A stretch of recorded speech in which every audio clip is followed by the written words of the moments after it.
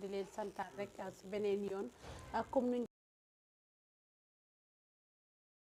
so ñu dalal leen waxtaan ak yéen defi réew mi di gërëm waaye mën a nekk rek di ñu seetaan si jamono ji di nuyu ñëpp ñu nekk si prison bi saa su ne duñ leen fàtte di leen nuyu yàlla génne leen fa delloowaat leen seen njaboot ci lopitaan bi ñaan yàlla fuga seen boppa yi ñaan wér ak wérle yàlla ci biir réew mi saa su nekk rek nu ma leen ko dee defalee every Tuesday ak every Thursday seen Birr Gambia show ñu waxtaanee current issue lépp li nga xamante ne biir réew mi ñu waxtaanee ko tey nag ma dalal fi ay xamante ne miin nañ plateforme bi miin nañ di fi ñëw mu nekk ki nga xamante ne mooy Jawo ak ki nga xamante ne mooy honorable Dodou Jah ak ma am fi ki nga xamante ne tamit mooy student union bi seen vice président bi Baye Yunusa Mbay moom laa am tey fii ci biir Gambia soo ñu waxtaane mi mu nekk lu ama am solo dama bàyyi rek Yusufa nga nuyu Gambian people, viewers, I am Yunusa Mbay, as he rightly mentioned, the Vice President and Senator for the students of the University of the Gambia. It's a pleasure to be here and I look forward for a wonderful program. Thank you very much Yunusa Mbay ma am Dodou Jah dinaa ko bàyyi mu nuyoo nuyu naa la du fay naa la Géey Jooro sant la gërëm la ci dalal bi ñu dalal di nuyu mbokki seetaankat yi fu waay mën a ne nuyu suma ñaari naataango Yunusa Mbay. Thank you very much. Honorable Mr. Jawo. Jërëjëf Ramatulaay kontaan naa trop pour ñëwaat ci sa programme bi ba pare kontaan naa kooka ak Yunusa ak Dodou Jah te or na ma ne bi nañ ko jéem a def you know I mean to the best of our ability. Thank you very much topic bi kay xam nga ne soo fi gisee Yunusa rek di nga xam topic bi lan la ndaxte comme ni ma koy waxee saa su ne rek Gambia ñun ñëpp a ko bokk lu ne ku ne nga ca te ku ne am na si cër te après wax naa leen ne saa su ne dañ koy pencoo waaye duñ ko pàccoo ndaxte ku nekk am na si cër moo waral saa yu nekk su yëngu-yëngu amee wala li nga xamante ne nit yi war nañ see wax ñu waxtaanee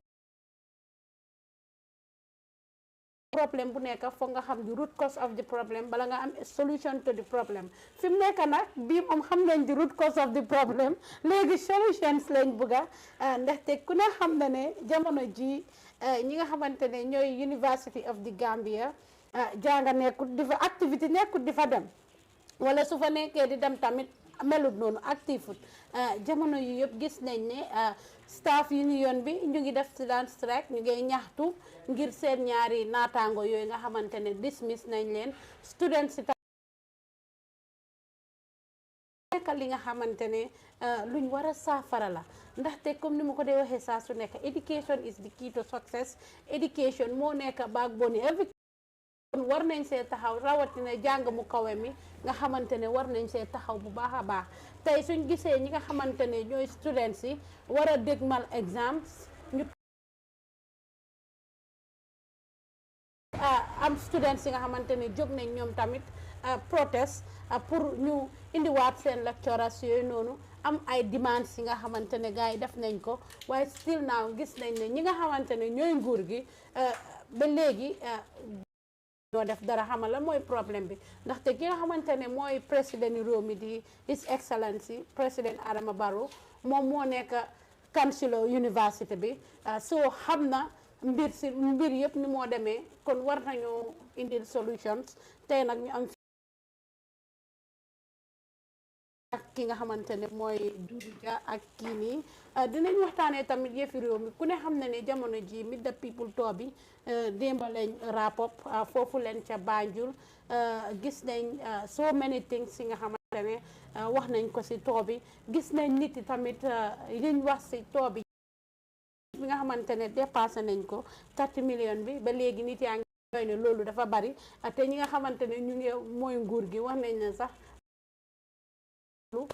doyut mu nekk li nga xamante ne lu jara waxtaanee la gis njiiti réew mi wax yi nga xamante ne tamit mu ngi ko wax si too bi ak ay ministre mi waaye jamono ji balaa too te ne ñooy waa UDP suñ demee too rek too bi dimension bi yëpp dina ci moo moo faa nekk te mbir yi noonu la moo demee waaye first of all dañoo waxtaanee yëf yi jàng bi ndaxte loolu dafa am solo lool ma dooree si ki nga xamante ne rek mooy vice président bi Yunusa ku ne xam nañ ne gis nañ ne students yi génn nañ ñu demonstrate yéen tamit ñëw ngeen démboo ngeen demonstrate amoon na ay resolutions yi nga xamante ne tamit passoon ngeen ko pour fële ne le sa State House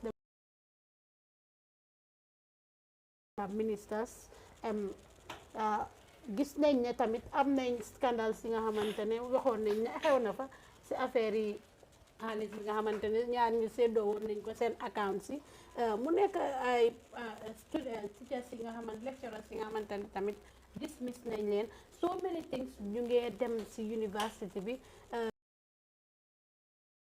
fu academic year bi toll nii lii baaxut si yi nga xamante ne mooy students yi baaxut si dëkk bi ndaxte tey ñi nga xamante ne ñooy ndaw yi ñooy future leaders of tomorrow so seen education warta nekk at stake ñu gis yu baree bari mu ngi xew bugga nañ ñu waxtaan ak problème si lan moo ko waral ak yu xew si diggante bi foo see dooree. Okay, thank you. Yes. The program is local language. So Okay. Sa question bi is very very broad. Because someone like problems yu bari yu nekk di dem si university bi am na problème yu fa nekk man duma si mun a xam because nit bu nekk fu mu dee mun a amee by right I am the vice president te moom maa dee represent students yi si Senate bi si university bi dañu am two organs moo nekk di governing council and the Senate si governing council bi every decision policy formulation reviewing of policy lu waa university bi war a daw foofu naka kan la ñoo appoint lan la ñooy def si university yëpp si governing council la day happen foofu noonu nag suñ président bi moo dee dem foofu by our constitution so man nag suma responsibility is moom fa moo nekk as usual vice president nu mu dee defal président rek but including that is according to suñ constitution bi si suma benn clause moom fa mu ngi indicate ne man dama war a represent students si Senate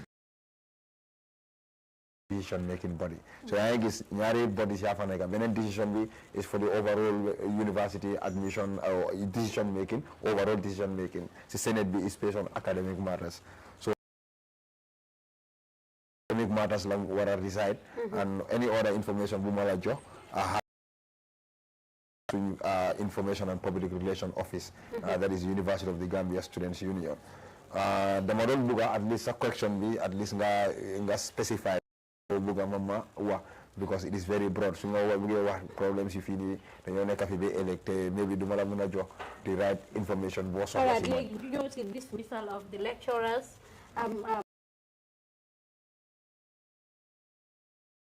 pour ñu indiwaat lecturers yooyu noonu something like that ñu ñëw si protest bi nga xamante ne concerned students yi am nañ ko yéen nekku leen fa woon ak protest bi nga xamante ne amal ngeen ko démba. Wow, so anyway, see dismissal of those two lecturers, as a human being needs to lose a job, and obviously you naturally. But it is worth knowing that we, the Students' Union, we have a mandate, I understand. In every job department, for them, there is what we call terms and conditions of work, or terms of reference of services, or terms and conditions of services. So you not as a union, terms and conditions of services, you also have, maybe you will agree with me that a student cannot be a privy to the terms and conditions of service of his or her lecturers, which program they might rectify, maybe they know better. But appointments of lecturers or staff or faculty officers, we are not notified. Te gisuñ ben document bu nga xamne def ñu won ne ñun we have a hand am na loxo si naka la ñoo jëlee liggéeykat naka la ñoo promoter liggéeykat wala naka la ñoo daaxee liggéeykat. Yoon yëpp xam nañ ko pour ngeen wax ak administration. Waaw maa ngi doon ñëw so gis nga suñ dismissé ñaari lecturers yi wax naa la lii nii comme it's not our mandate about what to do but ñun our responsibility is for the interest of the students.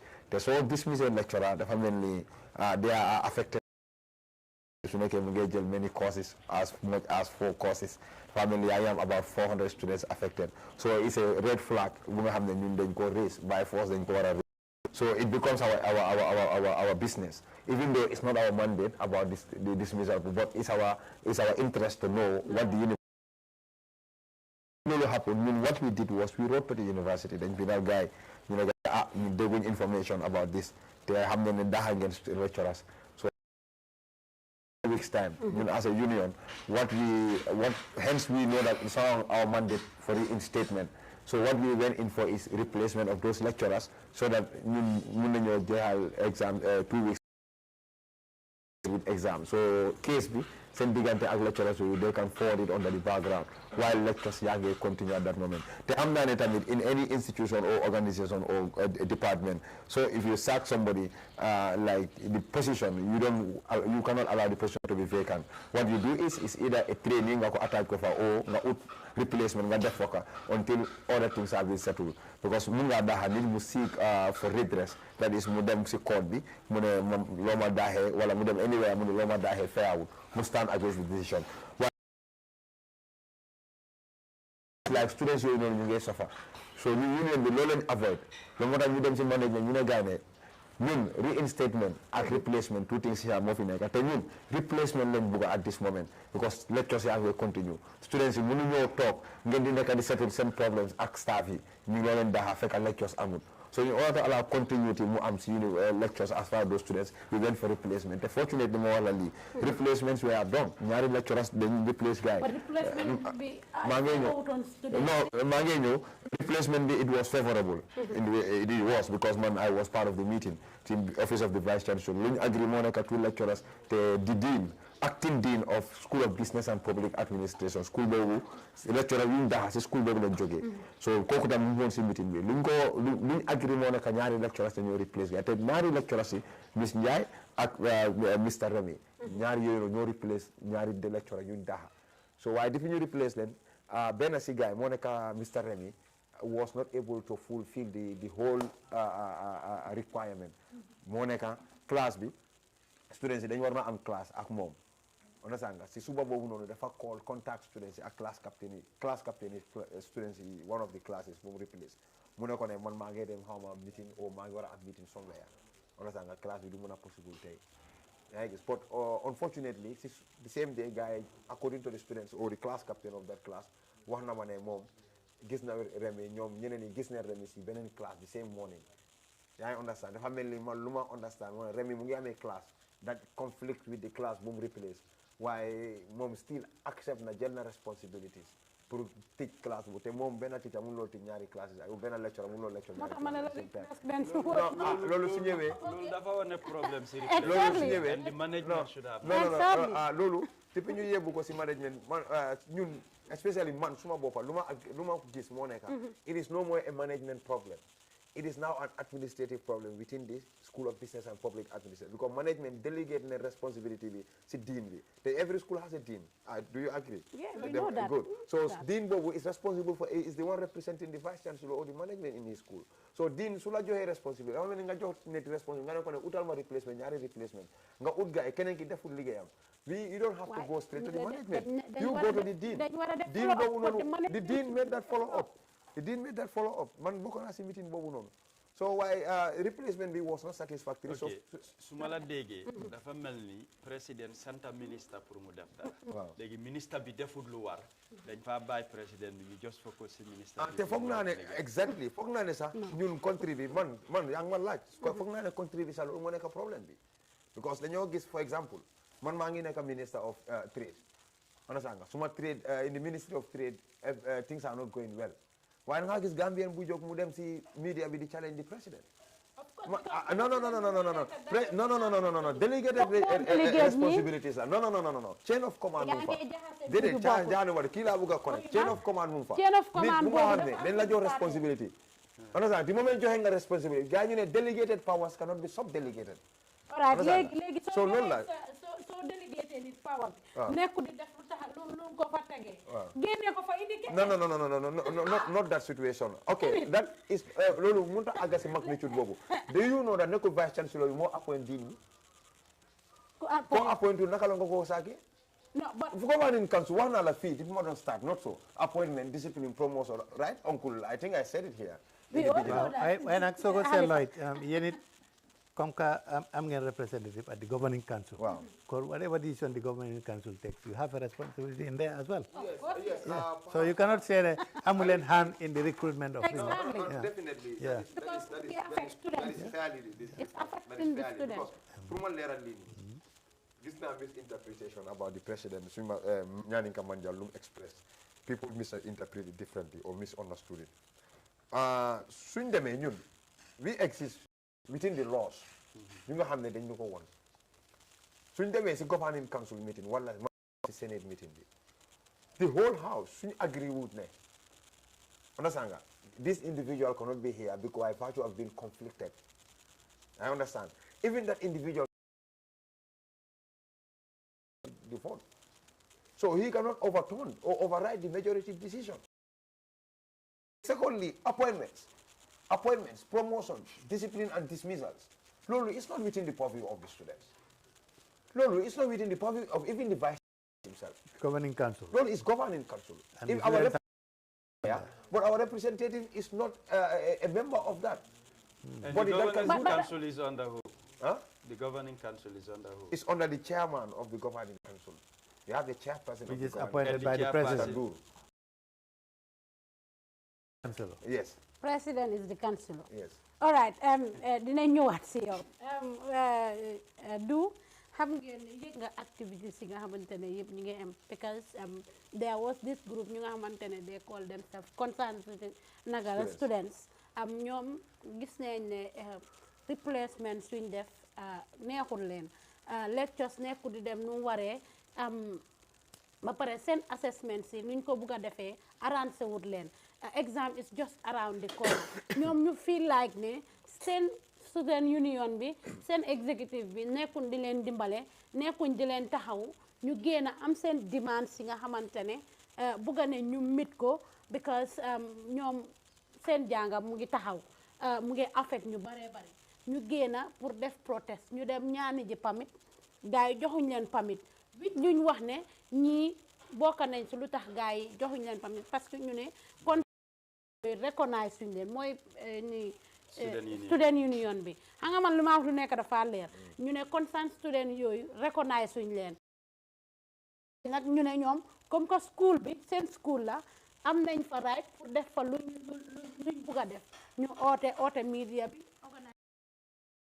dañ ko commencé si bunta bi ba si vice chancellor office am bi pour mu génn si ñu pass ko seen pétition bi ñu wax seen demande si ak luñ bugga ñu starté ko si buntu school bi dem ba si vice chancellor bi media bi ñëw si protest bi along the line gis nañ ne suba boobu noonu ñun buñ fa demee gis nañ para military officers yi ñu ngi woon hang around ak yooyu noonu ñëw after mu yàgga tuuti commissioner bi nekk KMC Mr Jawo la tudda moom tamit ñëw na foofu noonu pour génne students si biti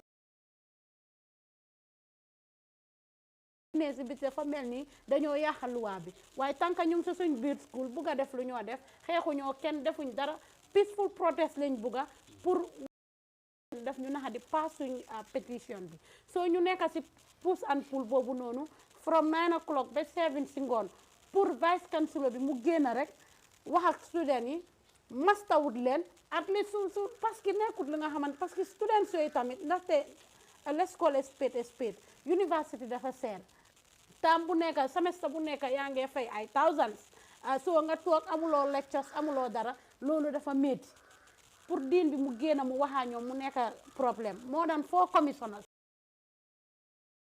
pour mu génn non léegi ñu ne registra bi mooy ñëw génn mooy pétition yi gars yi mu waxaa gars yi su waxee ñoom ba pare after vice chancellor bi dina génn mu taxaw mu waxaa ñooñ léegi loolu nekk agreement bi soo ñooñu nekk foofu ñii ñu naan kii dafa war a resign swallow your pride something like that ñu ngi chantloo yi noonu within themselves after biñ négocié ba commissioner si négocié pour mu wàcca si wàccut registra bi ñëw collect pétition bi bu mu collecté pétition bi ba pare mu éegaat agreement buñ méegoon ak ñooñu mu fail di naka la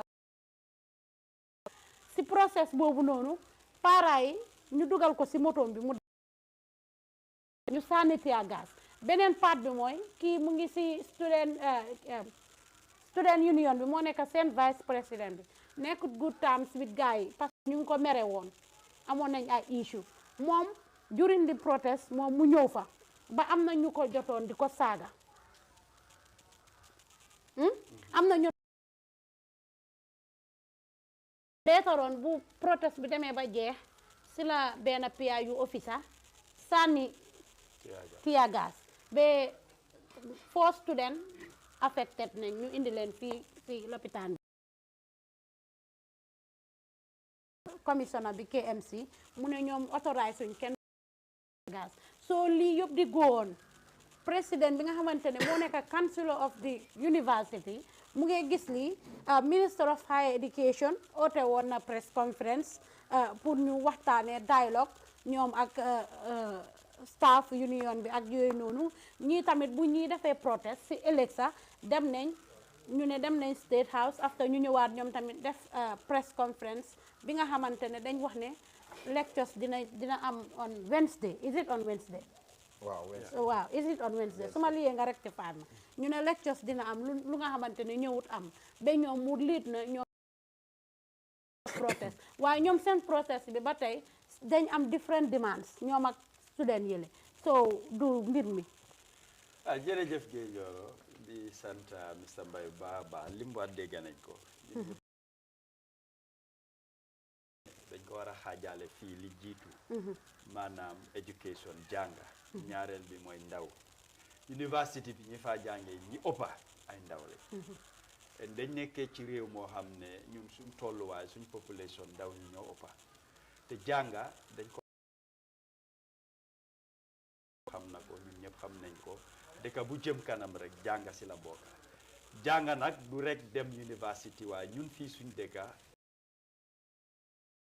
mooy university bi moom lañ yaakaar te ñoom wax na fi lu bari wax ay waxi mandate laaj bi mooy ñoom kan moo leen jox mandate ku du student ñoo leen sànnil karta nekk président vice ñu am seen executive ñoom ñu war a represent mooy taxaw ñu represent ko parce que soo ne student union bàyyit kenn ñi fa nekk ñëpp ngay dajale ñoom ñoo leen jiite fi njuumte ne student si su lépp jaaroon yoon duñ génn ñu protest te li tax nit ki di dem jàngi mooy pour nga jànga léegi nga fay xaalis bu bari wala ñu fayal xaalis bu dem jàngi te jànguloo wala sa jàngam ngi am ay teexa loolu nit ki warut a toog seetaan xam nga su problème amee nga jóg dox ko wax ko soo ko solfut sa yaakaar dina am parce que yaa ngi koo dox waaye soo gisee student si dem ba àgga foofu loolu doxuñ ci en li bureaucratie moo fa bari bureaucratie trop ku nekk mu suñ mandate non lii lañ war a def lii lañ warutoon a def waaye jamono bu ñoo ut place ñoom ñëpp bu ñoo campagne ku ci taxawoon wax loolu student si duñ la jox carte sooy ut ngi asoo gaay ne seen interest and their welfare constitution bi bari na luñ ko fa repeat waaye interest ak welfare la ak loo xam ne mooy njëriñam nga taxaw ci waaye ci bunta bi man ni ma ko gisee student union bi am nañ ci njuumte parce que binda sa pour binda e comment ça ñoo njëkk a binda ñu copie leen ñoom binda bi si ñoom la waroon a jiitu parce que ñoom ñoo jiite ñëpp toppaleen union nga wa ñun ñëpp xam nañ baati union mooy nga ëmba lépp ñoom ñu nekk ci boppa bi moo tax ma ne la su doon benn student was affected wala moo nekk si jafe-jafe jàngee ci bunta boobu ne lu munti xew da ngaa taxaw ak sa nit ñi dafa mel ni tey réew mi jafe-jafe nekk fi président ne waa dañ yaxaluwaa soo moom du ànd ak nit ñi mu génn mu beru nit ñi ñoo la def président lu munti xew da ngaa taxaw nit ñi nga ànd ak ñoom nga nekk ak ñoom su fekkee jaaru yoon suñ ko réglé ba jaama am nga teg leen won leen ne jaaru leen yoon noo leen defee du nii beneen yoon ni ngeen ko war a defee kenn perfectul benn système parfait waaye leadership dafa ñëw ak responsibility and responsibility boobu soo ko fulfil rek dafa nekk jafe-jafe li xew yëpp pour man soo ma laajee mënoon naa ñaaka parce que déglu naa seen mu ne student yu doon protest yégaluñ leen laaj binduñ waaye ndax ñoom yéguñ ko mu ne gis nañ ay foofu moo tax ma ne seen responsibility dafa des di moment nga gis flyer suñ la yëgalut sa bési protest bi du moom rek moo waroon a ñëw de di student union executive dañ fa waroon a teew suñ bokk nit ñi ñoo nekk ci condition boobu loolu at all you stand by your people yes waaw soo taxawee nga ne ñun bokkuñ ci passé students yi kon dafa mel ni yéen you were not affected directly su leen affectoon directly doo leen dem toog seen kër ne nañ baa ñi ñu protest nañu wante dëgg ñun ñëpp ñu ngi ci ay benn def su leen affectoon directly doo leen des gannaaw di ngeen ci jóg ngeen def waaye bureaucratie yi moom leen jiital ci kaw ne lu nekk nañ ko def ci yoon boo xam ne nit ki mu ngi loolu en time ni daaxa bi man foofu laa am problème waxuma ne duñ daaxa lecture de waaye doo mun a toog ba di eve of exam li moo ñoo jël si mooy exam loolu ci kaariyaam la nekk loo xam ne mooy élégam loolu nga ñëw bugg a ko isil ay tolof waroon nañoo bàyyi xale yi def seen exam lu passé ñoom ñu liggéeyante ak lecturers yi li ñoo def guidance students yi du leen mën a affect waaye ñooñu suñ demee sa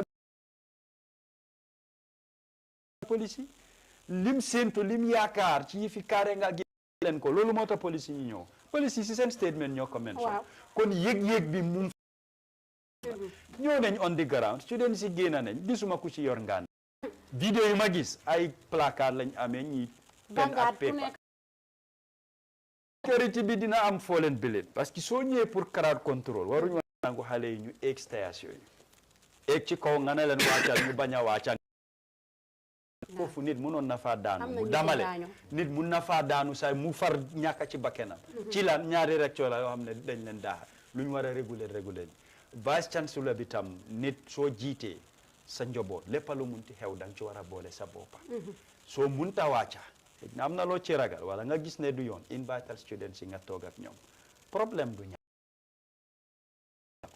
loo ci mun ci eddaleen foofu nga war a njëkk a jógee advice leen won leen ne lii seen yëf la am nga jaar ba nga graduate li nga am yëpp yaa ngi koo am ñoom fi students si toolu woon ñoom jaar nañ fa and most of them duñ musa taxaw wax ne musuñoo protest li ëpp ci ñoom jaar nañ ci protest yooyu moo xam Gambia jaar nga ci so ci li nga jaar nag loolu nga war a mun a advice nit xelal ko dina la déglu nga won leen ne lii diñ ci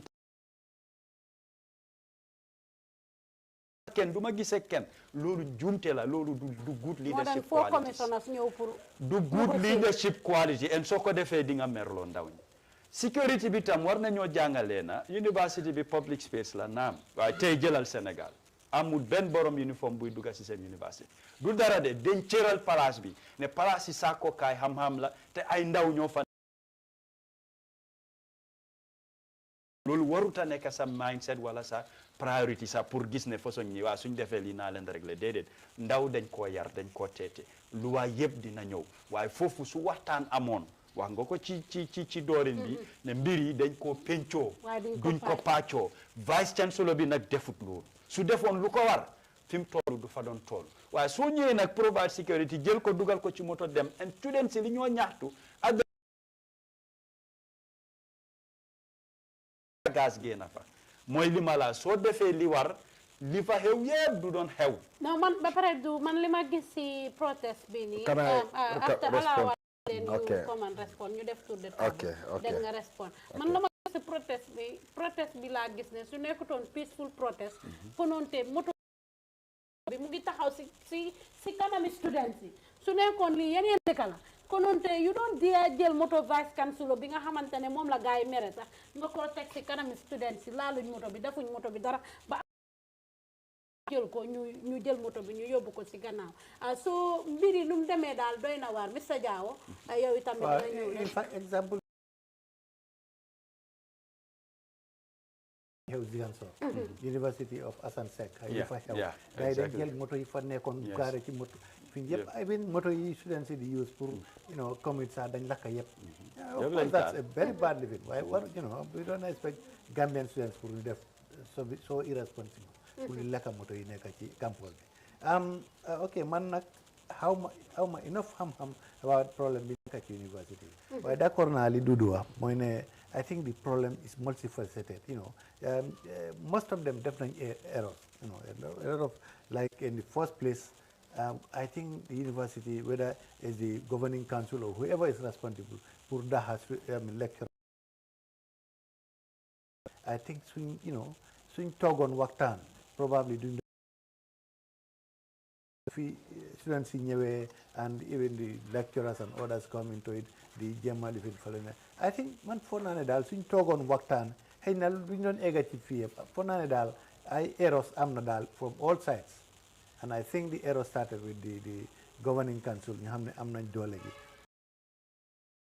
At this material time, when exams are just looming, I think even maslahat, just to ensure that at least students sen janga duñ ko disturb dal ak mo waye lolou la rek diko du waxe rek analysis duñ joxe I think it's a very good one ba pare ki mu ngi won ci to bi yoyu melni mu ngi xew because de bu nga xamantene concerned students yoy gëna nañ pour protest de bobu la teachers yi tamit def sit down nakala sit down strike so yow as president yow ya nekk leader ñep te yow sa to bi ni yeb ya ngi wax ne ñu ne within this 2024 building 700 classroom ñu ngi wane luñ invest ci jàng xamantene amuñ ay togu amuñ ay li so loolu mu ngi xew mu ngi nekk foog naa ne soo nekkee ci sa meeting tamit war ngaa adresse lu mel nii parce que bés boobu jàng amul ci school yi government school si kenn jàngut university bi nit yi jànguñ so as the president of the Gambia la moo waroon a nekk taxawaayam wala ministre bi ak yooyu noonu parce que ministre bi oote na press conference xëy na ministre bi waaye président bi xam nga président bi as the chancellor of the university maybe moom he knows absolutely nothing about academic matters or li xew minister bi the governing council moo leen de appoint ak how nañ address situation bi xëy na mun naa am ne nga blame the minister in this particular instance mu war a dem on a tour by such a situation mu ngi ci the university waaye maybe president bi definitely I don't think he could be blamed as such man ni moo gisee daal moom he has absolutely no idea about what is going on in that university so moom just a honorary title rek la xool mooy chancellor of the university loolu la rek but su problème amee sa ministre mënu koo solve nga nekk councillor bi gis ko soo xamut academic things you go on sax but you are the councillor of the university gis nga ne ñii ñu ngi am problème I think mun nga step in pour nga address situation seet nuñ solve well it's possible at that level mom discuss na ko minister bi ak probably the chair of the vice president vice president bi ñi after moom lañ demoon gisi ak naa ne di nga ñëw si loolu after so I'm so behind the scenes ku dem ñu ngi doon discuss issue bi nit pour nit yi xam lan mooy xew xam ne président bi doo ko mën a na waaye du am na yu nga xamante ne suy am mu ngi affect Gambians yi mu ngi affect citizens yi we expect ki nga xamante ne mooy di leader mu génn na lii xew si university bi gis naa student si lii gis naa student si waaye vice président bi ñii ñoo ko demoon miti ji student union non moo leen o dañ leen invite ñu dem léegi once again viewers it is getting interesting on lu ma gis moo nekk da ngeen am limited information about this whole saga I think yéen panelists yu fi nekk sa not likely lii amul dan limit maybe no obviously because we don't qualify small statement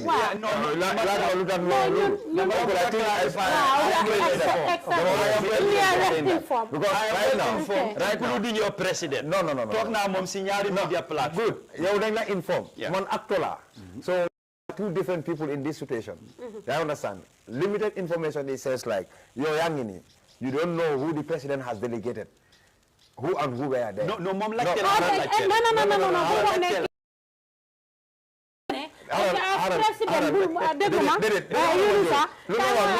whether we can blame the president of course yes this one parce que problème bi mu ngi go on dégluma problem is going on li nga xamante ne affaire yi jàngala yaa ngi dem sa tool ñu ngi braka Toby is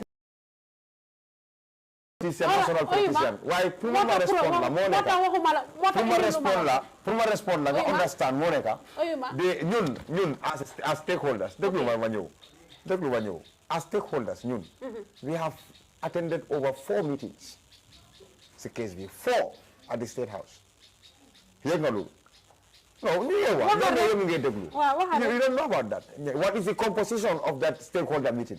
But Lord, it's not reflecting to the problem. Okay, I'm going to introduce Uncle Jawo as a minister. Former minister. Large cost, meetings you may attend, are they publicized? You cannot publicize your meetings. But at the end of the day,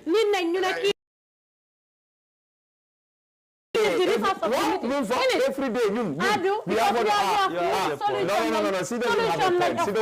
a point. The point is, what is our pattern of information, Union B? We have 3 ways we communicate. We have the University of the Gambia, Students Union space. That every information, the father and Hangalolo is daily. Hourly, daily, any and what we call press release. Then they do a press release. Execute. I'm on Facebook, WhatsApp, anywhere, TikTok, anywhere, Instagram. I'm on Lulu. Yep. Then you have an information and public relations office. Every day you get submit this information there. So you're somehow in a new meeting in State House. Then go over inform. This means that you're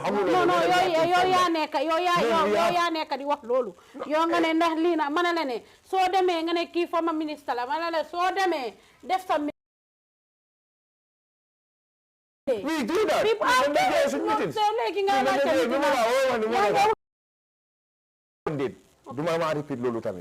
our mandate, we will not exist our mandate. Because like you cannot stand on nothing and expect to be strong.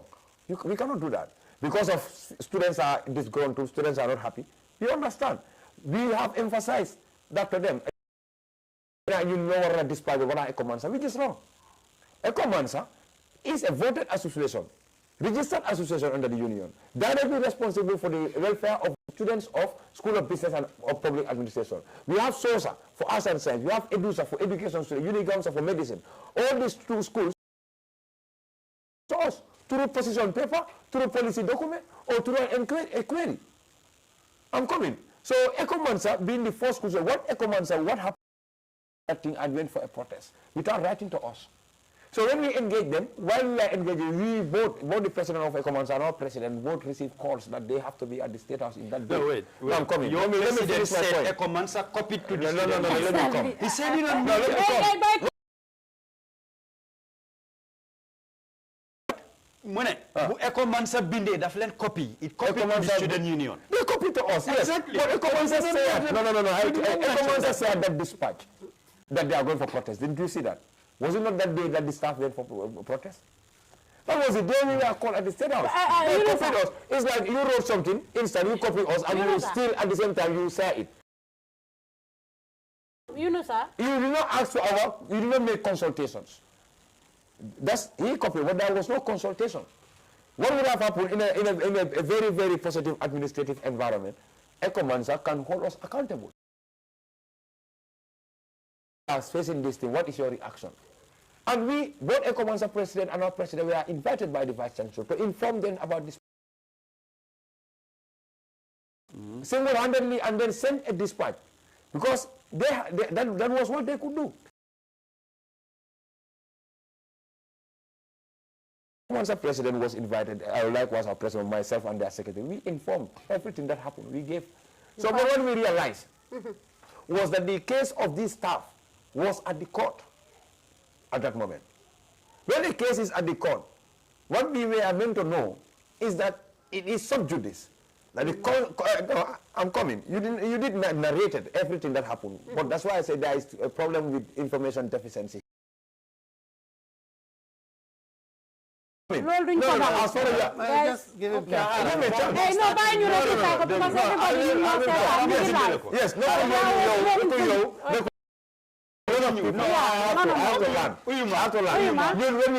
we realized the case is at the court, we could not talk about the court. What should we do? Should we advocate for reinstatement when a case is at the court?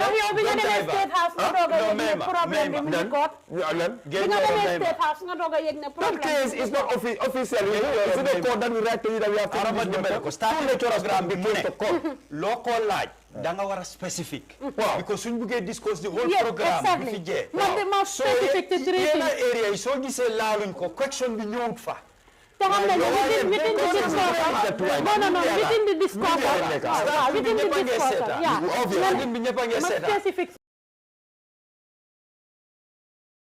bi laajte wut duma ko duñ wax ko wax yow yaa wax ne pour ñu specific si ñetta it's not a general discussion That is it. so Specific. bu laali ñun we are not informed But informed, we are informed. informed. We are well informed. We know the problem. The question li nga laaj ñun ñëpp Admitted that he don't know much about it. Because he was not involved. And he's a panelist. Yes. I get in it. So me being an actor. moom prior mu ñëw fii sax amul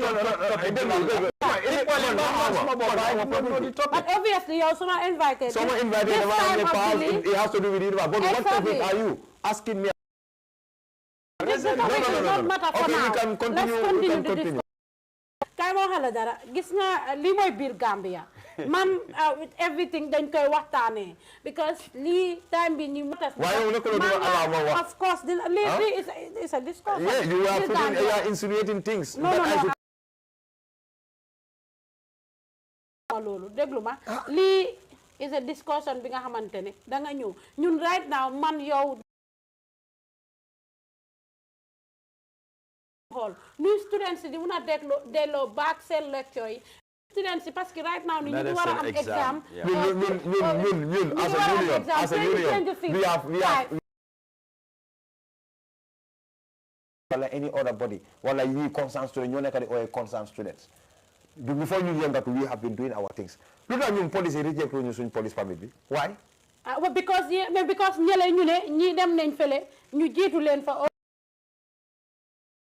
seen union bi reasons seen union bi logical basis ma ne ko ne concerned students yi ñu ne concerned it tells students you that the police recommended that us police the ñu ne when we recognize sought for the permit we were recommended even lu tax ñële they cannot recognize it. They are not economics. They are not a but registered they're association. students affected Every students student is from a school. affected If you students bypass your school, to a room. you sax li nga wax teguloo ko No. Take now. no Students, bu nekk foofu noonu, yaa ngi jógee si I understand. Yeah. The school, that association, more responsible sa affaire. Sa affaire su solve it, hold them in the constitutions. So them is in constitution. 200 students. Mun na or extraordinary congress. Not so. So or extraordinary congress can association. Malana, they have not listened. And before that, students, when the minister won, you know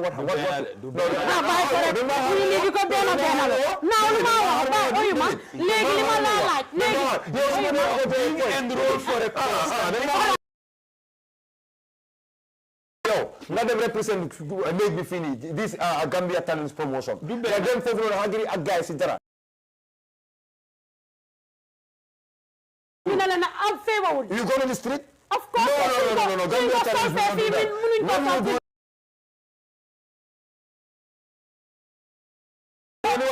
agreement you don't get. You favor with you. Agreement B, nanguin ko. Agreement B. Confirm that we should go and protest. Confirm na ko fee. No, protest is pour ñu am lu nga xamantene naxadina la ñu génn when the body is not there for them so ñoom amuñu right pour génn who said that? They said ñoom ñoo ko wax they said it themselves. Protesting.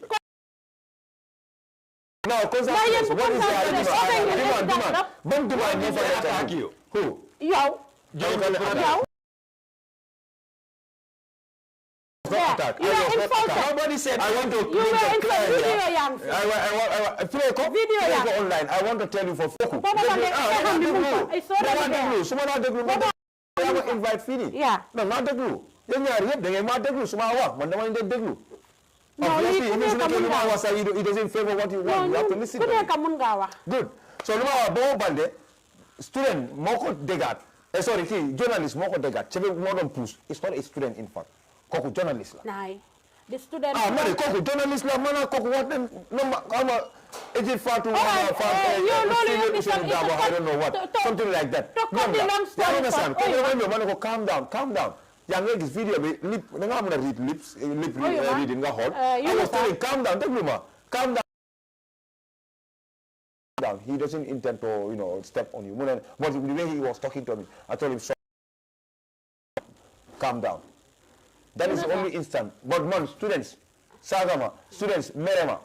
It's Students, do you know why? You want to have a fight with Aliou Gueye. Which Aliou Gueye? Aliou Gueye was the one himself. You want to have a fight. You want to have a fight with Aliou Gueye. That is not true. You are a journalist. And it's part of the ethics of journalism to speak the facts. He wrote that he will put me down. He will bring me down. And this is more than 3 since last year. Listen to me. Aliou Gueye, I have nothing to do with that. Because Neko student leader, Neko responsible student. He is always on the negative side. I don't have any issue with that. Let me express Monica. Monica, Union B. Every student is under the union. Every student is not doing what they are supposed to do. You go to the Congress. Or you petition against the decision that we make. A resolution. Uncle Jawo, I would like to hear your statement. No, because when my is million known and he is not even agree. Of course.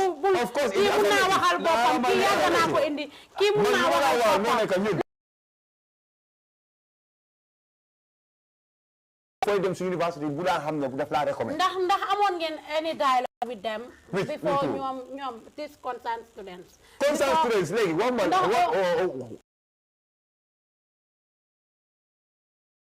No, man mënuma la wax comme ñoom ñoo nekk ñu nga xamante ne ñu ne li ànduñoo ak yéen ba pare taxawoo leen. Even me, I'm a concerned student. Waaye ñoom ñoo génn wane seen bopp. What is the criteria to be a concerned student? Are those who became dissidents of their own association. Léegi ndax because as our own association, the bypass association. Vice Chancellor bi connect with loolu si gars yi. Lu la démb mu ñëw mu collect suñu pétition bi. Man loolu tax ma ne daal. Student union is supposed to be representing but all if the student union is not representing, you can say that. You have no moral high ground to say that. They are concerned about one thing. I'm going, don't feel that when they should channel their concern to the student union. Because student union, they want to represent all the students of the university. Man, no come to us. If they went ahead and did their own thing without consulting the students, they consult them. There's no official communication that came from the council. No. And the whole issue, do you know what is magnified? What is magnified? What we call people who doesn't have actual information about the whole issue. Came there that day of the protest. No. Where were you in Bala problem. Don't say that. So you have to ask. No way. So when we are saying we, you will be there to inform the media. I don't believe society can. You believe the students. More than the way you speak. It's not about belief. Mandimana was sent president Mokowa. President no, he did not say anything that is misleading there. Okay, we will see. Yo, danga ñëw pour defend. Yeah. We are not about. Then the issue will happen. Then go discourse. It concerns about education. Exactly. Ñëwuñ fii pour ne dañu am student union or the vice chancellor. We are not. Su paree yow tamit nga wax. Yow soo ko wax bi nga def li ma nekk guest bi. No, dama la bëgg. Ramu yow moderator nga so. Yeah,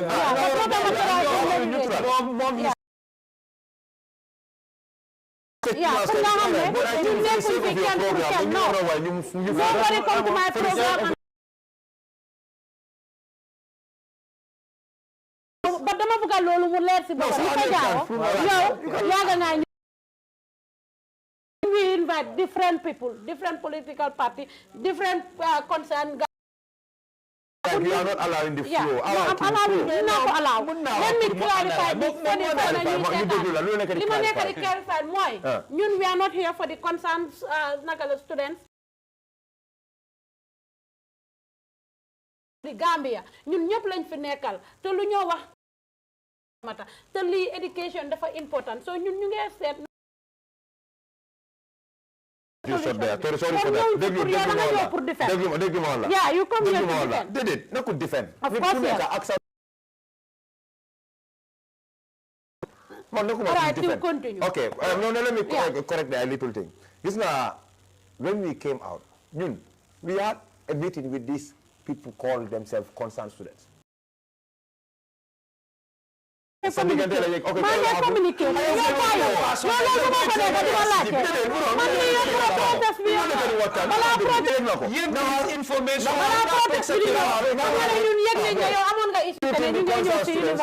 to a dialogue because they have realized that all the demands you have never even had a petition paper one and demands that affect the whole university. Their primary demand instead goes to lecturers. That the union can fulfill. No more, even the management at that point, even the governing council cannot fulfill dismiss lecturers. But that when we were discussing the matter, even at the state not only that. You are representing the students. You may say that, but you own the students. No, I am fair. Students in exams. There was no protest apart from this dismissed lecturers. The main issue is this dismissed lecturers. No. Well, that's the root cause. That's the root cause of the. They have another demand. They have another demand. They don't care about after the dismissal of the. They want replacement. I made it clear. Is that not what I understand? I made it clear here. Why do you? Because are here. They can be played. Could you replace Buara and class at the same time? No, it's a problem. It's a problem. I And you have to admit the problem was not solved. So they have a right. Their problem was not fully solved. I agree. Not solved. No, fully, partially so not solved. Two groups are equal. You solve for group 2. Group A. You solve for group A. Group B. One part is having a problem. You cannot say the whole problem is not solved. I am not playing with language. You are not giving me the platform that you created for me to express what I understand about the whole situation. That's your knowledge. It's well respected. So, your president said something different, and it's on the media. Our president did not say anything that is implicated. That is very clear. What he said is all what had happened, and this is our stand. And we were able to come with. Yesterday we sat, we had an agreement with them. Okay, now we bring our differences together, stand a common ground. We launched yesterday the protest. So you saying that we are not pulling care. You said I don't care about the students. You said the records are there. The records are there. Which is wrong. I will not agree. You are trying to play smart. You will not explain it is after the process. Let them be more during the protest and then more solution. Explain. But we don't recommend the protest of the concerned students as far as we are the University of the Gambia. That's why policy union. That's why VCB Mugena. That's why VCB Mugena. That's why VCB Mugena. According to one of the lecturers, the VC has no. Why if not? we do not agree with the VC. Yes. Why not? Okay, then why not? Why should he? Déglul bi ngeen demee State House ñëw def seen press conference maa ngi déglu Essa Touré ak Yoro Ndiaye si Lamine Cham ñu ngi wax ne yéen bi ngeen ñëwaatee da ngeen doon wax ne lectures dina am on Wednesday. That was the agreement. That was the agreement. At State House te yéen a fa dem yéen as the student ngeen agree loolu noonu te fekk ñoom lecturers yi ñoom ànduñ si loolu. yaa ngi gis. No. yaa ngi gis. No. Uncle Jawo, I said you are deficiency of Israel. Deficiency of Israel. Allow me to learn. Of course. Allow me to learn. Why did you did not go. The fact of the matter is, in democratic society, there is representation. Representation. Proposal. Is she not? She is wrong. No. Do you know why? Do you know why? I was there. I was there. I don't think that is valid for me to be here. It's like you know the issue more than me, the invitee. No. Exactly. I was there. Do you know that in a democratic society, representative government is very important?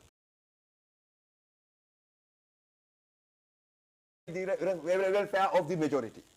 Also, through constitutional means. If the Secretary General of the University of the Gambia Faculty and Staff Association and the President of the University of the Gambia Staff and Faculty and Staff Association, with me, the Vice President of the Union, and the President, and the you are representative of everybody is representative. Yeah. If you know that my people will oppose the agreement, why should you agree with the resolution? Yeah, okay, they agree with the resolution with us. We went home. When we went home, they sent a dispatch around 9 p.m. that the staff has lifted on their strike on Wednesday. No, let me come. Let me come. When they agreed that, you know what happened? The following morning around 10 a.m., they launched an extraordinary congress. They debunk. And they debunk and refuse the agreement. Now, both the staff association and us, the union, who is not. You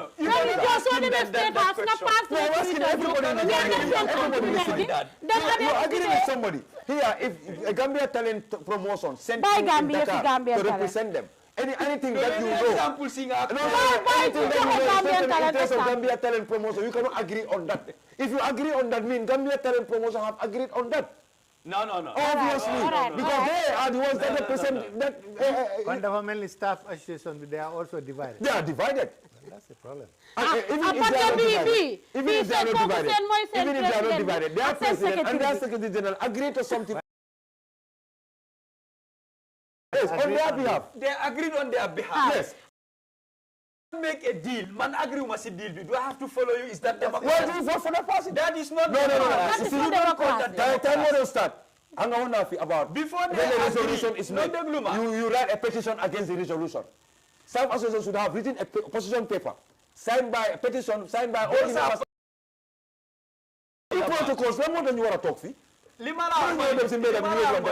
Before they agree, have conducted their No. Mr. Jawo. You're president. Is that They were democracy? going to represent the body. Exactly. They were not Not to consult make with this. Whatever that is done, you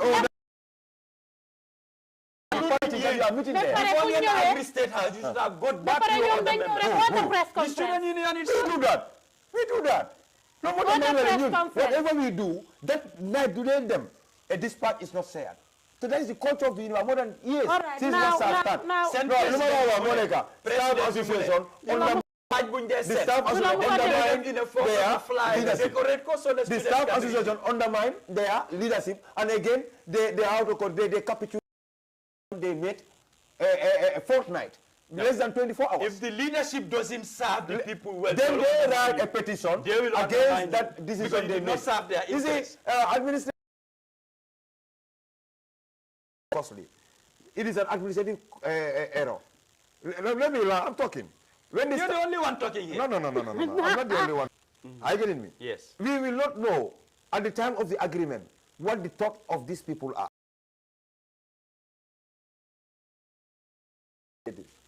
You look at it. Look at what is the interest of these people. You predict how are they going to think about this. Okay. You critically analyze. And now this is my stand. Okay, I'm waiting for those who will vote for this decision. Even if the staff association in that meeting said no, Mr. Jah, if the staff association, you plus No, you, but if the they staff tell Mr. association, Jawo, no, I'm because talking they because don't. I have, you talk to somebody who you are in conformity with. I'm not in conformity with you. So, sorry to say, the staff association, the resolution that their members agree on, they went and changed. Democracy. When in democracy, they say majority carries the vote. The majority So you voted for go them. and negotiate on. What gave them the authority? It's Negotiating the on students. behalf of the majority without their consent. No, you already go. And you They expect already them go. to accept No, that. no, no, no, no, no. So You call that democracy. Then I Of the course it's latest position democracy. on the issue. Then I latest position. Until everybody is until suffering. Yes. 2025. Particularly. The students, Until the 2025. lecturers, they are not in January. January 6. CLI exams di dem. Right now ni can xamul the fate of this. When we the union. loolu ñoom union bi luñ waxagum la sax. Parce que amaguñ. From the minister before us. Minister of Higher bi yàgg na ma wax Education. ko nit yi respect ñu. Lomota, so bëggul ma use la phrase. In the sense, you use it. It's That just is a nothing. term and it's It's English. just a dama ko term. jaar rek. Dama ko jaar. It does not mean It is Lu ma ko wax. not make it Dulu. You cannot ask my Give me a side. Dama mun a pin. man tamit doo mën a pii. Lu ma la wax moo nekk de. Sa responsibility The as vice the president, moo tax foog ñu pin la. moo tax ma laa indi ci lii. Soo ma munee pin moo. Ama lu ma la tontu ma ne la dégg la nangu la waaye man am naa lu ma la tontu at any time anywhere you da ngaa bañ rek. Déedéet, bañ nga nekk di loolu laa wax. tontu ak sa président li mu wax Okay, ci media. how we agree? That's the point. How we agree Du la to nangoo come déglu with on the foofu. 6th, on the 6th January, we launch what we call opinion poll. Dañ ko ubbi. Ñu seya ko. We have a task force committee. All these sub-associations, ECOMANSA, And it was supposed to close by 7. Right? 7 p.m. Yes. We open it since. You know, then I have information. Ñu seya ko. Students gave their opinion. We had about 68%. 8%, if I'm not mistaken. But it's 60 something, about 65%. Close to 70. Yes, agreed that we post the exams to January 6th. That decision was in conformity with the decision that came from the Minister of Higher Education, that exam should be shifted on the 6th. Why not if the lecturers are still on strike? That is, no, wait, he has a very, very important. While that is happening, you know, it gives. Me, I'm the one who has the academic calendar for all the students in the University of the Gambia. I'm the one who shared that to the students. The academic calendar, we have about 14 weeks of lectures. And the other 3 other weeks will be exam, 1 week revision, 2 weeks exam. Are you seeing? Affected. So in that regard, means the University of the Gambia do not complete the academic calendar. So to compensate that, because the strike happened at that time, we said, okay, I was in the meeting. I told my council members, personally, I take responsibility. I told them that we cannot impose on the students, even though we have what we call missing days. Just ask for their consents, their opinion through opinion polls. Decision agreed on that. We implement the decision. So everybody voted for that. We shift the exams to allow us to have a grace period. I see. Facilitate one.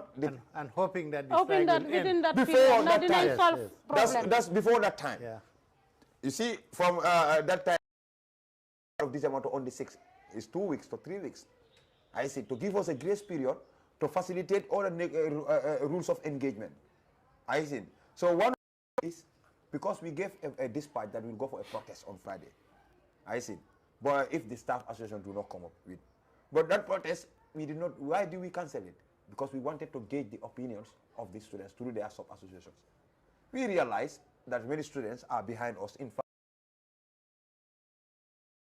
that the students are not with the union. Students are not with the union. Who said that? We have had that everywhere. I don't say you said that. I don't say you said that. But we have heard about that. We have seen it. Everybody knows that. It has been said. I am thankful that I get this opportunity to came with that mindset. No, it's an opportunity. That's what I said. So It's an opportunity. It's an opportunity that presented itself. So pass a petition. Yes. Legi, what are some of your demands?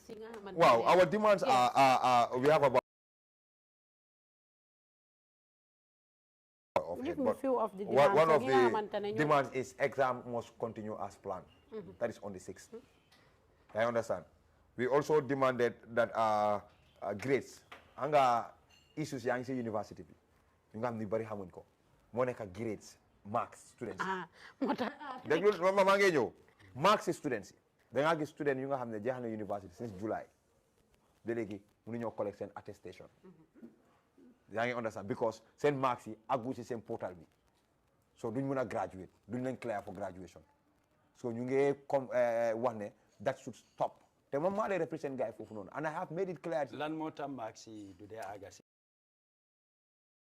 dem deep tamit mun naa dem a little the issue is one certain students yu fa dañ dee def exam fekk register wuñ course bi ak lecturer bi yaa ngi attend class bi nga def exam register wuloo course bi anga you are not part of that class because even though yaa ngi attend soo amee 100 sax yow nekkuloo si class portal boobu noonu lecturer has no right pour do that except when there are other consultations yu nga xam ne mun nañ koo def one nga ñëw si man as detail ma dem si seen dean bi ma inform ko na student bi dafa def course bi ak yow ak sa one of your lecturers kooku mu sign foofu ma UFS letter boobu noonu to the director of student affairs kooku tam sign ne boobu laa dee jël ma tenda ko to the office of the registrar I understand now pour change grades understand nga yeneen yi nag daf dee nekk pending grades Balama 1 minute ma yeneen dafa nekk summer grades yeneen dafa nekk make-up exams I understand so léegi Yusufa même ma dog la fii kon nangu nga ne students yi doon concerned students yi doon protest nekkul ne pour ñu indiwaat back their lecturers rek many demand okay no demands yooyu noonu moom maa ko ñu ñoo ko joxe ñun union bi ñoom ñu ngi ko fa doon our demands jaruma dem si téléphone bi mu ngi si suma téléphone bi nekkul affaire vidéo demands yoo gis union bi moo nara presse ñii suñ demandé oxygène sax su nekkul si suñ demands yi ñun duñ ko faale management du ko faale management du mu sax uyu constant do you know that ñun union bi is through an act of parliament that we exist. No, of course. So how can management recognize demands that are coming from a non-organized entity? Management cannot tolerate. Lawlessness. A lot of VC may accept, petition from these people without registrar bi moo ko no, VC accept it. No. In our executive, we were consulted. Do you know what happened? The VC, then you consult, no, if you take this, it is insubordination. I went to a level that I feel like, wow, Degala, this is a good point. Even though internally, I feel the suffering. I was there for the students, but you cannot take that because the students has representatives, my sister. The students cannot bypass their representatives. According to the commissioners, never take that. VC told them clearly. According to the commissioner. But yesterday, the VC, why didn't the registrar come and collect? The registrar will come down to collect the petition on behalf of those are not the words of the VC. Maybe the commissioner told you that. What do you call that? What do you call that? Do you have any evidence? What do you call that? No. Because they were to negotiate with the students. The registrar was acting on his own without... I cannot ascertain. I cannot ascertain them. What I'm telling you is, I was counting the demands. Yes, okay. Good. Should I continue? Also demanded the liberalization of food vendors in Faraba because we have only 2 registered vendors who are selling food. So, and it's not about to brag. Internet. I was myself and the Secretary General of those who drafted these demands. We are the 2 who drafted these demands. We demanded that students should have access to different food vendors, local food vendors that is affordable to everybody. From Combo South and Banjul should be given bus services because bus from traffic lights, hey, you don't to Faraba, those that are inside, like Pujeren, Tanje, Kombo, and the other parts of Kombo South, don't have access. Those in Banjul also have to wake up by 4 to take a vehicle before they reach at Westfield. Sometimes 6:45 bus have left. So we said we are demanding that there office of the minister. We made these demands. The demands which we made were not observed at the time, because what he told us was there are only 20 buses that are disposed, and these buses, if the moment we remove a bus from here, it may affect the shift. So he said he will look into that. So, but still we maintain it as a demand. Another demand that we made is no assessment or further assessment for those affected students of those 2 lecturers who have been dismissed. And they did those tests and assignments. So there will be no further order. That demand also was part of these people they are demanding. No, we are talking to me. I'm not representing those people. What I'm talking about is what we demanded. I think that's what is important to you here. Yes, I'm not worried about what they demand. I'm not worried about that. What I'm worried about is what the union, the voted electives of the University of the Gambia Students Union have agreed. So you are not worried. They are not worried. They are not worried. I will not be worried. I will not be worried. Let me tell you clearly. I will not be worried about somebody who voted for me to represent the person and then represent him or her and then bypass me, take the law into your own hands. No. I will not be worried about it, to be honest. I don't know whether you will be worried about that person. But for me, I will not be worried about somebody. A responsible leadership. This situation. Exactly. I may take that. But let me say it in one. The other demand that we had was to make sure that there is what we call this one, internet connectivity. Safety of the students in Faraba campus. And water is no, that is hell. We don't discuss water there because there are that indicated water there. So the demands are there in our platforms. You can see them. So I may not be able to elaborate them off head right now. But there are some of the demands that we made, and it is important to know there is no demand that we made that doesn't reflect the interest of the students, because these concerned students of us. We don't deny they are part of us. Their problem is our problem. We believe there is an establishment, there is a dispensation. I see. They should use that dispensation to alleviate their problems, rather than becoming countering the dispensation is that they establish them here. And I think we should be able to know these things and differentiate them together. All right, no, before Momunyo, okay.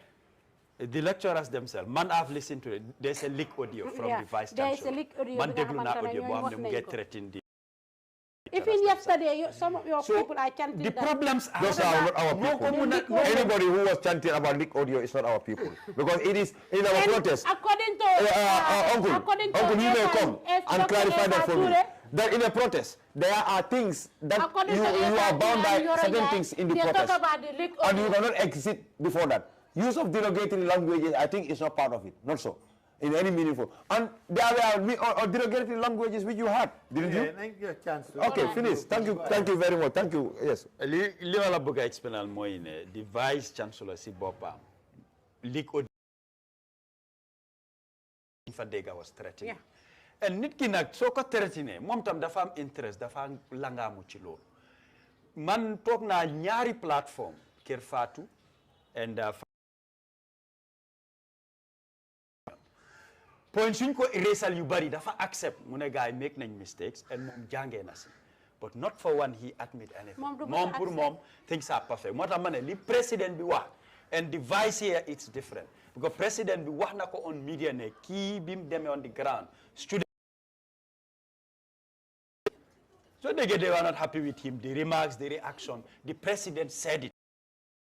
And that mom, he was on the ground. Muna no, the vice president mo fa nek. Muna administrative. Students yi gañu.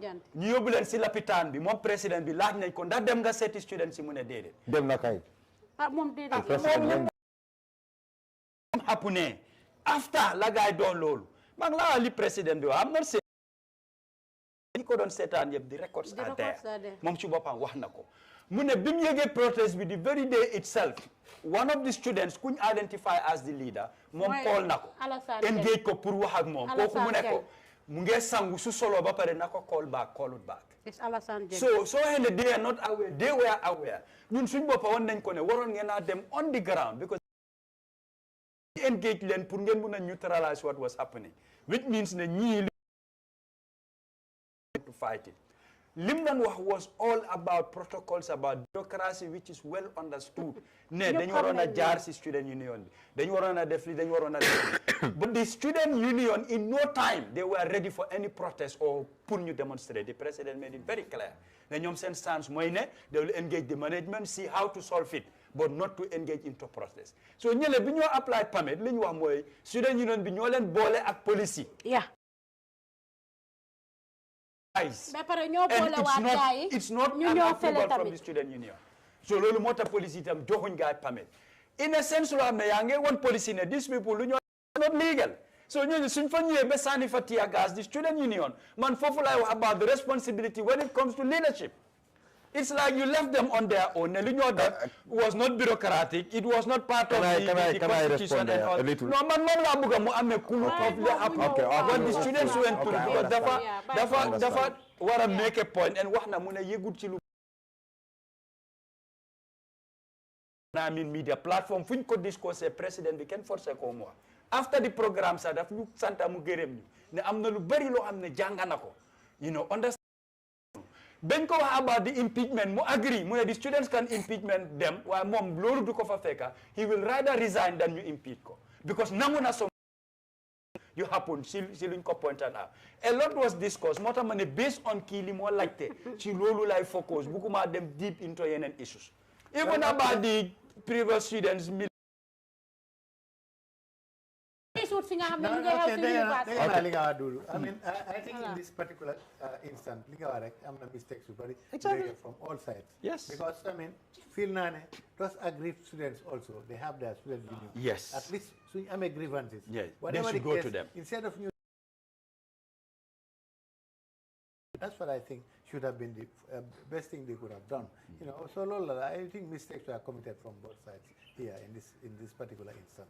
So, you know, I mean, it's only through dialogue that resolve this issue in the interest of the students. Interest of the students. Exactly. I think that should be the yes. So what I'm gonna respond to Alundo wa fufuna about luda new fa. Chapa gis nga man. Yeah, gis nga man to make it simple. So next time I conclude, I will be easily concluding this. It's like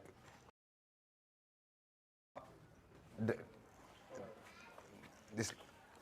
Continue. It's like the one thank you very much for being here, but it is an issue that you have a little information.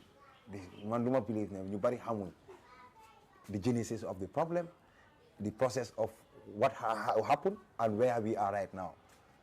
Inga union B is not above everybody. I understand. But the union is the alpha and omega of all associations. Any problems, students, let them come to us. Prumanyo tontula si whether the president, why he was not there to show that, yes, okay, students, although we are not with you here, come. It was an agreement that we made. That hence, why should we be there? Wait. Personally, me, I got invitation on Friday by the acting registrar, and if you want, you can interview him on this personally, or you anywhere I can touch the Quran for that. When he invited me on Friday, he told me Monday, try and come, because there are missing grades. Try and come for those grades, or else I may not be able to see you on Tuesday, because I got the information from some of the faculty officers on Saturday. So on Saturday also I called, he told me Monday, come. I see. So Monday in the morning, I called my executive. I sent a message. I'm going to this place, but I'm not going for the issue of the protest. I'll be there by 7 o'clock to see the acting registrar, and then collect that data from him. When I arrived, you know which time I arrived? You found me there. I arrived there around 7:47, when the protesters were not even 2 or 3. his office. I stood by his office door. He was not present at that time. I called. He told me he's just reaching. So when he came up. There is a suitcase where his lot of details are. He left. It was in his car. When he came, he told me, but the bag is in that car. Let me give you the key. You go and collect it. So I was about to go. He told me, come. I learned that students are already in there coming. Come. I came back. He told me, why are these students? From what I know, we are not protesting today. He told me, then who are these students? I told me, they are concerned students. I see. They are the concerned. He told me, okay, these are the concerned students. Now you're calling them concerned students. No, wait, I'm explaining things based on what happened. So I told him, sir, can you help me with the details? He told me, yes. Here are the details. He gave me the data. There are certain schools were undefined. He don't actually know how many grades are available. So I collected the data. He told me now the other information that is undefined, the only way we can get is to revisit it. That there right now. The students are already there. That was the time we climbed the other side. The video, you see that video, me stopping the student. He intentionally stepped on the student. I was seeing it. He was the one who stepped on the student. And he then told the students, the student told him, hey, take it easy. He told me, hey, take it easy. The student came up. That went to the extent of fight. He doesn't fight. The video is all over. It's not. So one thing I am saying is, it is very important that we as young people prepare some video as a young leader. What I understand in leadership is make sure that you follow the protocols. Whether the bureaucracy is long or short, follow the bureaucracy. I think follow good governance. Even if it is long. Please everybody. I have a platform. You ask students. I have a platform in the university. We have about 900 students in that platform. You know what happens there? If you send a message that contradicts, you say them, I remove you. I see. Because I make sure that the authority is emphasized. I make sure authority is emphasized. Right now, in a situation where you go to the Congress, we are not allow any dissenting opinion. No. In this kind of dissenting opinion, I allow critics, but I don't allow insults. No, he's not talking about critics. I accept dissent. I accept critics. Because he's always fighting. We are going on a movement. Yeah. You start discouraging, like for example, we send our banner, we are going for protest tomorrow. You send a counter protest banner. Logically, should I accept that banner in that page? Depending on circumstances. Because what you stand for is opposite of what I stand for. Then I have to delete it and remove you there. Yes, I totally remove you out of the forum. I will even ask you to say your last word. That is extreme. Yes, that is extreme. And that is not a good leadership. I know I have a long way to go. I will run. It's not. But I also know that. That is more. There are platforms. We have what we call the University Bantaba, University Edison Bantaba. There are a lot of Bantabas. If you go there, nobody can stop you. But in my own platform, that I call the Senate, that information, no, there is only academic matters that are sent there. And in a situation where we have our own issues that we are sending as a union, you counteract them. I will ask you to withdraw your statements. If you cannot withdraw, I ask you to say your last words. If you say them, if I see your last words, you are not apologizing. I accept being a dictator. Talking about democracy, you've been preaching democracy here. No, it depends on. January 6. Things didn't resolve. That's what we are hoping for. Students will talk me. It's not helping. We feel who feels it knows it. Parce que ñun am nañ ay brothers, ay sisters, yi nga xamantene ñu ngi dem ci university bi. Understand nga? So te bari na. Su nekkute lool sax am na ñi nga xamantene ñu ngi dem leneen time bi waroon naa fekk ñu def seen exam si ba nekk si leneen bay prepare for another semester something like that. Xam nga ne li baaxul si students yi boobu moom di nga agree si. Non, man student la. Man maa ngi graduate December. On paper. So because but it's unfortunate. It's a situation be. It's unfortunate. So once again, I am very much happy for your invitation. I'm grateful that I've shared this platform with you. And that is how it is. This kind of programs, you always expect things like this. And if you meet a journalist like this one who extricate things from you by force, it's not easy. But Gambian people, I am very much happy. Gambia Talents Promotion has created this platform where, as the union representative, I am present here. And certain things I've mentioned, and talking is not easy. If I had offended anybody in one way or the other, I really apologize for that. But I also maintain our stand that as a union, fighting for the interest of the student is sacrosanct. And we will also make sure that we do these things without fear or favor, negligence or complacency. Thank you very much. Mr. Jawo. Okay, jërëjëf fu naa ne Mr. Jawo waaye bala nga rapport bu nga naa nga tëjee feena rek yow meet the people too bi jeex na lan nga gis criticize this meet the people too as a former minister lii lan mu ne lii parce que million si dugal bari na fooguloo am na beneen wee bu nga xamante ne mënoon nañ koo defee. Of course Hamada Musa said nga about that issue. Man feel naa ne format yi meet the people talk dañ ko war a change léegi bi ñoo start lii in the 70s because Jawara di start telecommunication system in the country was very very poor. Road si baaxuñu woon ba pare amuñu woon television stations ba pare GSM even yi yëpp opéré tuñu woon léegi fu mu nekk then I mean the only way you can interact with the farmers pour nga dem si ñoom fekk leen waaye léegi we are definitely a completely different era. Even bu doon ne Barrow or any of his ministers bëgg naa dem to fi ñoo ooyee xawma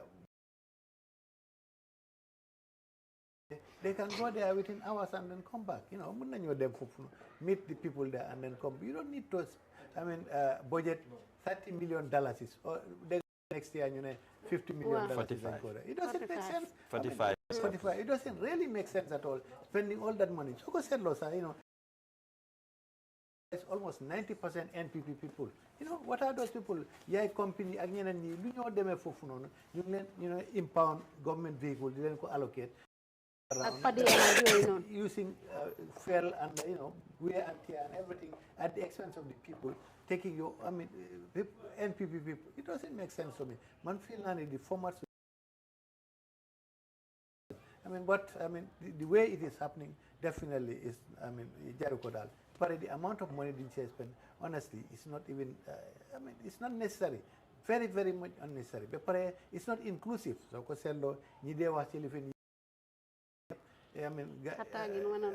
guy supporters NPP la. It's not inclusive. Parona neka pure ñewna in an area, for instance, the MP of that area should be given the opportunity to talk. Yeah. Why it's not happening? Why? Because some of the MPs, some of the National Assembly members, must not try lolo.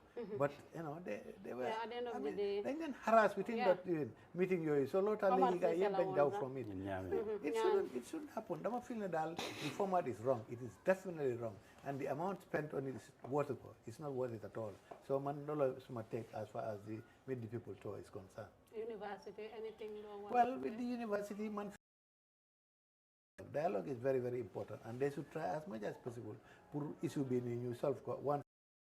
The students can continue with their course because you can imagine up to January 6th if the staff are, then definitely the exams cannot take place. Sure. And you can imagine it's going to cost the students a lot of money. It's going to cost the government a lot of money, university and everybody. So feel like that. I think everybody should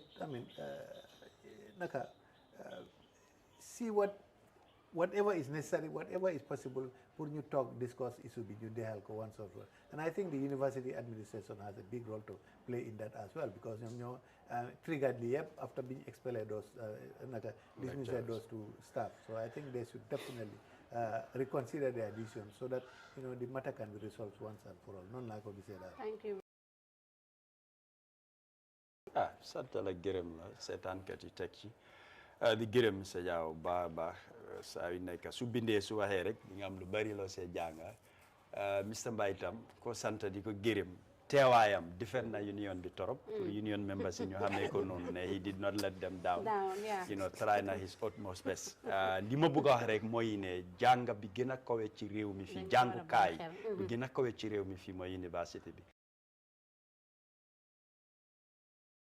ñi fa nekk you know ay ndaw lañ ñoo war a yor réew mi ëllëg lépp lu leen laal lu leen affecté rek ñun ñëpp ñu ngi ci fànn boobu lañ tegee waxtaan bi waaye fardal wala léeg-léeg suñ gis-gis lim ñu may la béréb bi jàngukaay yëpp nag ko fa mooy pour jànga leneen lu utee jànga su fa xawee rek dafa nekk pour ñun ñëpp te mbir mi ni mu xawee tam soo ko xoolee si liñ nekk suñ ko jiitaloon ñu def dialogue lu bari nañ ci doon mën a gisee waxtaan am si ñu solve ko waaye ku nekk su buggee kootane man suma protocole soo gisee ngay wax suma yan ci kaw foofu moo tax nga am loolu waaye ki nekk si suuf amul loolu kooku léegi ni moo def mooy ne lu munti xew rek moom bu mu def dara bu mu jooy bu mu yuuxu na toog luñ dogal mu jël ko ne naam loolu du démocratie ñi si suuf ñoo war a ëppa doole ñi ci kaw da nga leen fa nekkal pour serve seen interest pour nga represent leen constitution loolu lañ wax the interest and welfare of the students kon student boobu lépp lu ko oka daf leen war a ñor ngeen taxaw ci xeex kon ñoom bi jiite nañ bàyyi seen xel ci loolu tey yaa ngi jiite ñeneen keneen mun na laa jiite te lu bari lu ñoo wax rek nga soo déggoon lii su ma yoon nekku ci waa su la daloon looy seetaat la di nga éene mu mel neneen daan tey noo ko war a mun a doxalee so man bunta boobu lay ñaax di gis na ay ndaw lañ kenn perfectut ñëpp nga accept sa mistake and seen président bi man loolu laa kontaan ci moom nangu nañ jumte yi mu ne dinañ dem defaraat ñu gën a baaxal parce que ñoom tam interest students yi mooy seen interest te gis na ne li xew mistake la and ñoom dinañ ci góorgóorlu pour bu amaat beneen yoon. Thank you very much Dodou Jah Mr Jawo Mr Mbye kontaan nañ nii la dee demee lii nekk fi lu bees xëy na du xam na si dara waaye lii puusan pul bi nii man nii laa ko dee bëggee plateforme mu tànga léeg-léeg sax su la neexee nga jóg nga jox ko mu jox la ko parce que réew mi la te soo gisee ñu indi nit yi pour ñu waxtaan pour ñu am solutions la pour réew mi dem si kanam ndaxte li ma waxoon ci commencement bi rek réew duñ ko pàccoo dañ koy pencoo te lu ne lépp ñëpp lu ñëw ku ñëw nga ta ñun ñëpp ñoo moom réew mi ku ne am na si see ku ne am na si cër kon ñuy doxal li nga xamante ne mooy yóbbu réew mi kanam te njiit dafa métti te soo faloo da nga war a nangu nekk seen rek lu waay jot sànni si sa kaw waaye tamit ngay déglu ñi nga xamante ne ñoo la fa teg loolu daf dee am solo lool ndaxte ëllëg dinañ la laajte nan nga jiite woon soo loolu dafa am solo lool bu baax a baax di gërëm di santa suñ administration bi ak staff yi nga xamante ne ñoo jàpp ci liggéey bi ndaxte ku ne xam ne ne tey courant baa ngi doon off and on mënuñoo fexe ba indi programme bi sax on time waaye unfortunately am na beneen wee bi nga xamante ne defee nañ ko ba mu ñu mun a nekk live mun a nekk on air di gërëm Sanyang James Moussa nga si liggéey bi abiñaas yi ñu ngi leen a gërëm yéen ñëpp di leen jox di de incha allah si beneen programme ak yeneen invitees ñu waxtaanee mbiri réew mi ndaxte réew mi rek a ñu ñor seen xarit Ramatulaay Géey la woon